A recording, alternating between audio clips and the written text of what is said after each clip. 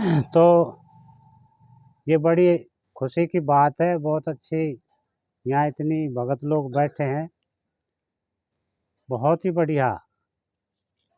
और ये साहब जी का आदेश हुआ है, साहब जी के आदेश को पालनार्थ,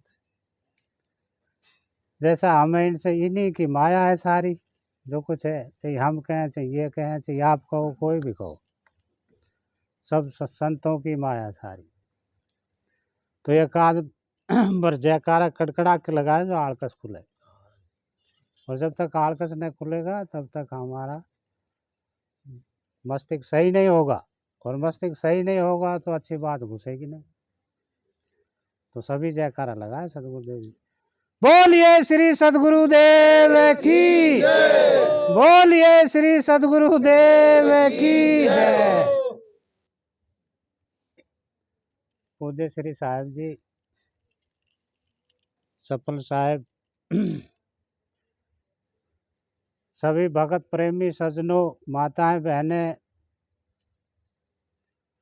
बात तो छोटी सी है। संसार में जन्म धराने का कारण वासना है। गरीब साहब ने भी कहा कि वासना बीज भस्म कर बंदे,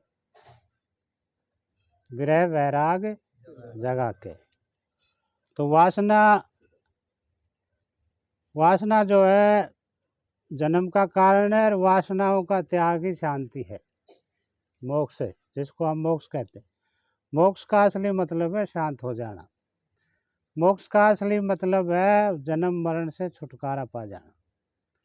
जब तक हमारा वासनाएं बनी रहेगी, बीज बना रहेगा, तो जगत में हमारा चक्कर चला ही रहेगा। और ये चक्कर को मिटाने के लिए अनेक प्रकार के साधन महात्माओं ने बनाए, लेकिन उनका जो लक्ष्य है वो कहीं कहीं है। पारक सिद्धांत में, पारक सिद्धांत का मतलब है सही दिशा। जिसकी सही दिशा होगी उसकी दशा भी सही होगी, जिसकी दशा सही है उसकी गति भी सही होगी।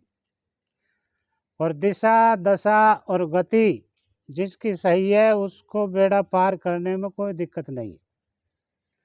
तो ये सतगुरु श्री कबीर साहब का संदेश है। तो सतगुरु श्री कबीर साहब का संदेश है, हे मनुष्य, जन्म के साथ में जब बच्चे का जन्म होता है, कोई भी उसके लाग लपेट नहीं रहती संसार की। विषय तो है, विषय तो थे जब तो जन्म हुआ। लेकिन संसार में आने के बाद में जब जब उसकी बुद्धि का विकास हुआ, जिस कुल में हमें जन्म लिया, जिस जाति में हमारा संस्कार बने, जिस गुरु की शरण में हम गए, वही बोझा हमारे सिर पर धरते चले गए। और वो बोझा इतना बढ़ता चलेगा, वो हमारी बुद्धि जो है बिल्कुल ही, अपना तो कोई विवेक ही नहीं रहा, अपना कोई विवेक नहीं आया, हमारी बुद्धि को जो है भ्रमित कर दिया गया। इससे सतगुरु श्री कबीर साहब ने ये कहना पड़ा, हे बंदे तू समझ जा, ये जो मनुष्य तन है पाए के चूके आपकी घात, जाए पड़े बहु चक्कर में सह घनेरी लात।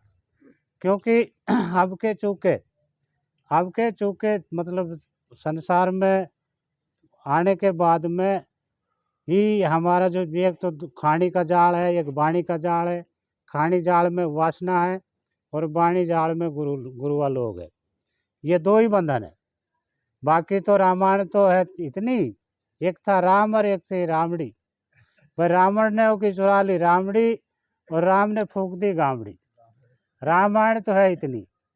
वासनाओं में आसक्ति काम करती है, और भाई वाणी जाल में गुरुआ, इनसे बच लो बस बेड़ा पार है। कोई भी अपना कोई और कोई लाल लपेट नहीं है। तो मैं एक पद सुना देता हूँ छोटा सा गुरु जी, और सभी साथ दे में।